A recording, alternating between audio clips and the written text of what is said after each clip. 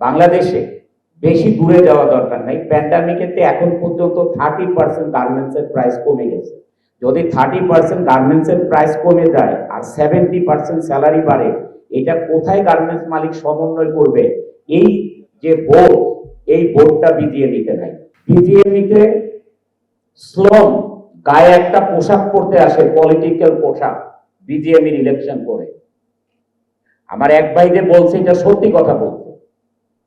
বিজিএমইর election means গায়ে একটা পোশাক পরা, পলিটিক্যাল পোশাক।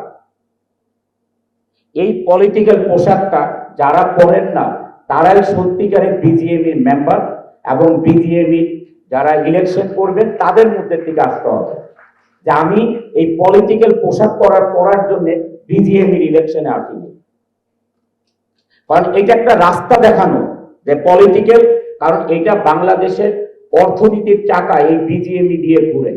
বিজিএমই বিকেএমই এই দুইটা সংস্থা দিয়ে বাংলাদেশের অর্থনীতির চাকাটা রোল করে।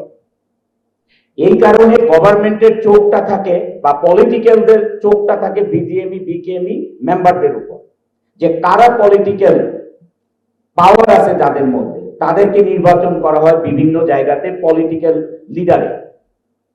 কিন্তু আসলে বিজিএমইর জন্য যদি ইলেকশন করতে হয় তাহলে আমি বলবো এই যে বাবু ভাই, ওনাকে তো মনে হয় না ওনাকে কয়েক হাজার ভরি গোল্ড বা ডায়মন্ড দিয়ে ওনাকে নিয়ে যেতে পারবে পলিটিক্সে। আমি বিশ্বাস করি। এখন আমার বিশ্বাস যদি বাবু ভাই, রাইটিং বাবু ভাই এদিকে তাকান, পরে কথা বললেন, এদিকে তাকান, আগে এদিকে তাকান।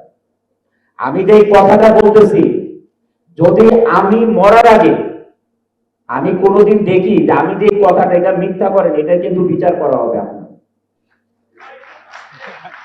কারণ আমি অনন্ত জলিল বলতেছি এতগুলো মানুষের সামনে, এবং সারা দেশ এগুলো কালকে নিউজ হয়ে যাবে। এটার কিন্তু বিচার করা হবে আপনাকে যে আপনি বিজিএমইর পোশাক পরে পলিটিক্যালে যাবেন। এটা এতদিন যে গার্মেন্টসের কাজ করেছেন, কষ্ট করেছেন, মানুষের বিশ্বাস আপনাকে বিশ্বাস করে বিধে আজকে বিজিএমই প্যানেল লিডার করা হয়েছে। খবরদার ভাই বলে দিলাম, এই শ্লোকটা পরে কখনো পলিটিক্সে যাবেন। যাই হোক, ফয়সাল ভাই অনেক সুন্দর সুন্দর কথা বলতে পারে। আমি আগেও বললাম আমরা ভাই গোছায় কথা বলতে পারি না, অনেস্ট মানুষ, কাজ করে এখানে আসি। এখানে আমাদের সৌদিও সবাই আছেন, সিনা স্যার আছেন, সবাই আছেন এখানে।